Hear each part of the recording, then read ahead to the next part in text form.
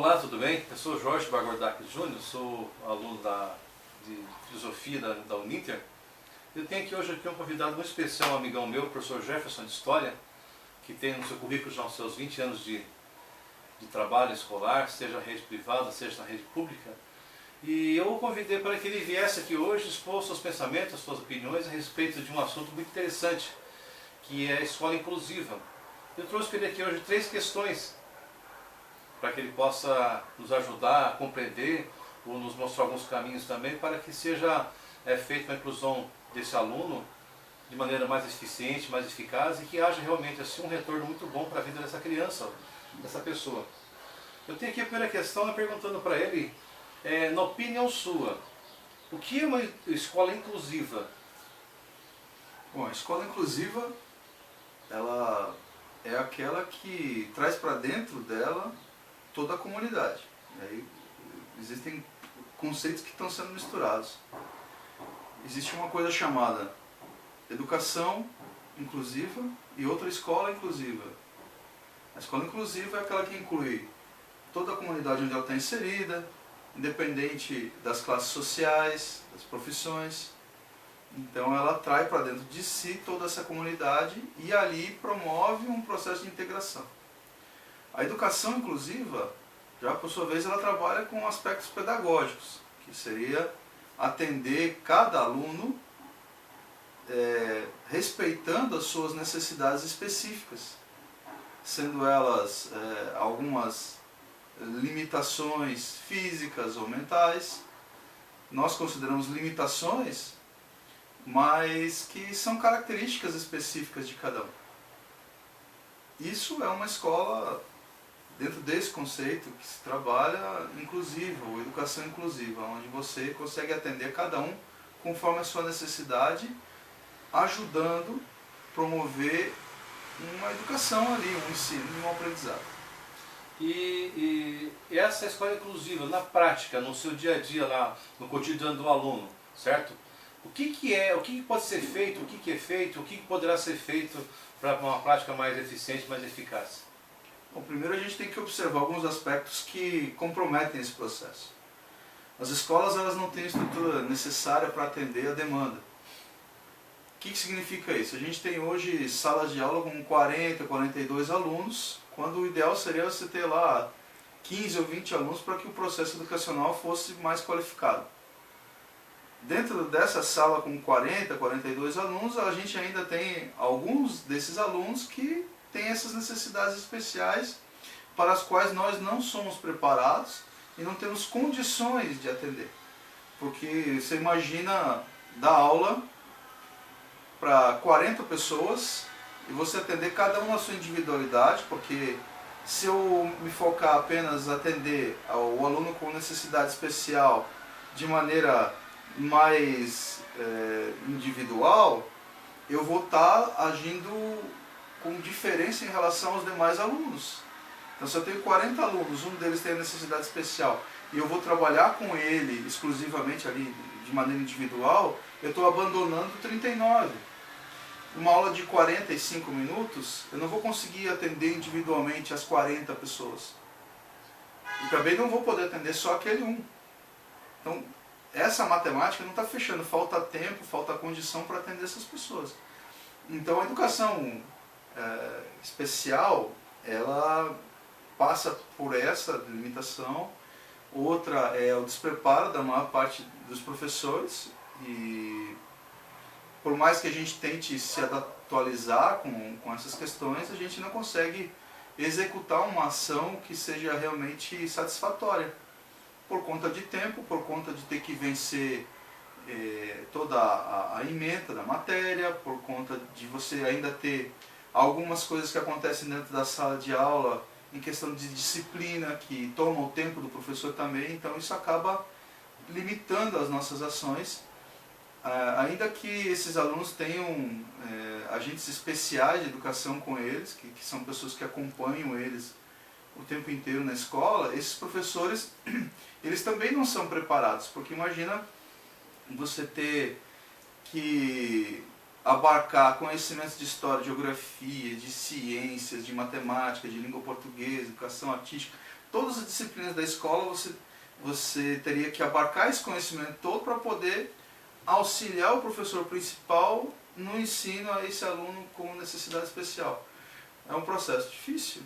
E não creio que exista um profissional que trabalhe com educação especial qualificado no Brasil para fazer isso. Não tem como. Ainda que seja um pedagogo, ele não vai conseguir acompanhar determinados assuntos que um professor de filosofia, por exemplo, vai ensinar na sua aula. É complicado, não é um processo fácil. E também a questão do material didático, que não é direcionado para esse público. Porque são inúmeros os tipos de laudo médico para esses alunos com necessidade especial. Então não tem como você fornecer material necessário. O professor ele trabalha dentro daquelas horas que ele tem que trabalhar na escola. Tem uma falácia aí, uma fantasia que criaram dizendo que o professor tem que levar trabalho para casa, que ele tem que trabalhar em casa, que ele tem que usar as horas dele de final de semana de folga. Isso aí é mentira. O professor não tem que fazer isso. O professor tem que ocupar esse tempo para o seu descanso e para a sua especialização. Ele não tem que usar esse tempo que ele tem em casa, que deveria ser da família, dos seus próprios estudos, para produzir um material que a própria escola já deveria ter preparado para aquele aluno. Porque o mesmo especialista que define um laudo para um aluno com necessidade especial, ele também deveria estar acompanhado de um pedagogo que direcionasse algum tipo de atividade para poder ser aplicado pelo professor em sala de aula de maneira satisfatória. E também essa questão de simplesmente colocar esse aluno dentro de uma sala de aula não significa que ele vai estar sendo socializado, porque na verdade não sei se é o aluno com a necessidade especial que precisa ser socializado ou se são os ditos normais que precisam socializar-se com ele.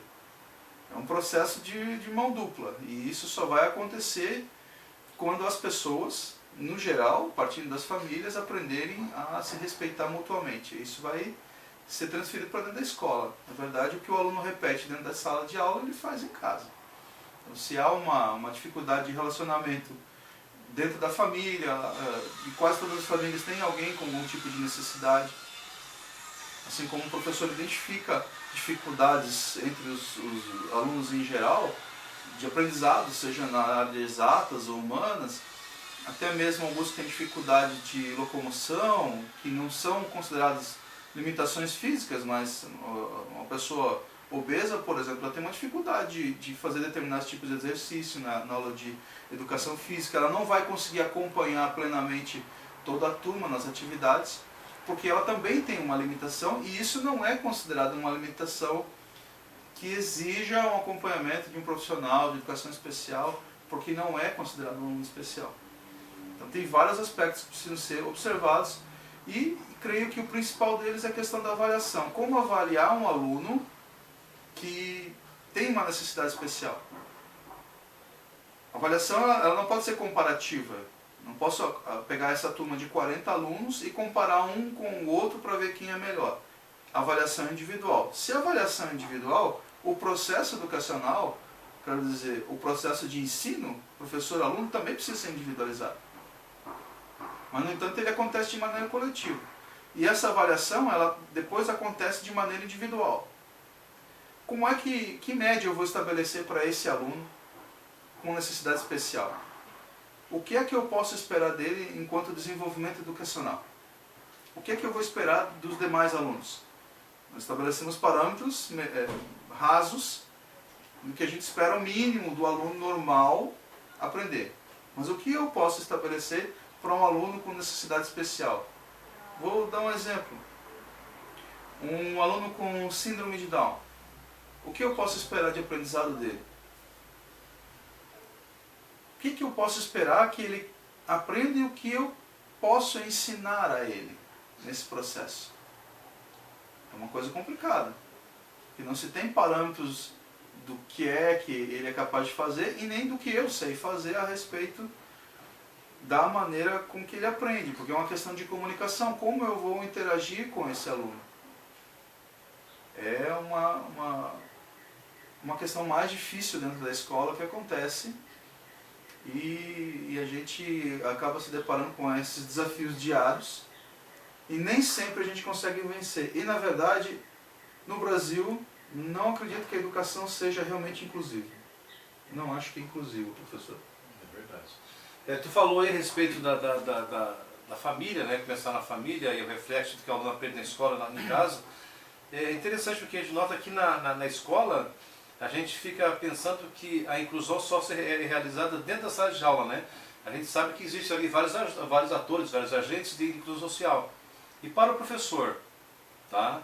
Quais são os desafios, já que ele é um dos atores principais nessa inclusão do aluno, quais são os desafios encontrados hoje que precisam ser realmente vencidos para que esse aluno tenha suprido assim, todas as suas necessidades? Acho que o primeiro desafio é entender como se comunicar com esse aluno. E de que maneira isso pode acontecer dentro da sala de aula. Porque você tem uma série de coisas que são enfrentadas, né? Como já falei aqui, essas limitações de espaço, de tempo, de preparação intelectual do professor e de toda a equipe, ela não pode acontecer de uma maneira padrão, porque cada aluno traz a sua necessidade. Então, o grande desafio é realmente como atender esse aluno. Hoje, na condição que a gente tem da educação no Brasil, é impossível. É como você colocar... o Rubem Alves uma vez foi perguntado sobre educação inclusiva e ele disse que educação inclusiva é uma fraude. Porque é o mesmo que você colocar uma pessoa que só tem uma perna para correr contra 10 pessoas que têm 2 pernas. Você coloca esse sujeito debaixo da mesma missão, só que ele tem a sua limitação. Ele não vai conseguir atingir os níveis que os demais vão atingir. E, no entanto, ele tem que ser avaliado da mesma maneira, eles estão na mesma corrida. E por que pareça, dá a impressão também que nessa corrida de quem tem uma perna contra quem tem 2 pernas, é imposto àquele que tem essa falta de perna, certo? A visão de que ele é limitado mais do que o outro. Exatamente. Então, quando você está chocando ele ali. Confrontando ele ali. Para se atender melhor essas pessoas, o ideal seria colocar todo mundo dentro da mesma sala e aí tentar realizar uma educação diferenciada. Professor Jefferson, muito obrigado pela entrevista, tá? Deus abençoe o senhor. Que a gente possa, assim, dessa maneira, encontrar através de várias ideias, várias opiniões, assim, conseguir assim, fazer uma educação inclusiva, uma escola inclusiva, né, de maior qualidade para os nossos alunos. Muito obrigado. Um abraço. Obrigado.